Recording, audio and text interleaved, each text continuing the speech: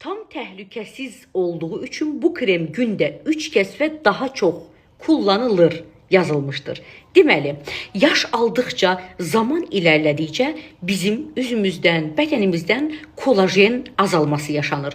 Kolajen azalması nə deməkdir əslində? Dəri elastikliyini itirir, yaşlanma, gözaltı qırışları və üz qırışları üzdə quruluq yaradır. Və biz bunu necə bərpa edirik? Təbii ki də içərisində olan A vitamini, E vitamini, yaşıl çay yapraqlarının ekstrantı, montana çiçəyinin ekstrantı var və linoleum yağı, A vitamini. Nə edirik? Dermofixi göz altımıza və üzümüzə həftədə 3-4 kəs, qalan günlərdə isə spermatetovi üzümüzə vururuq.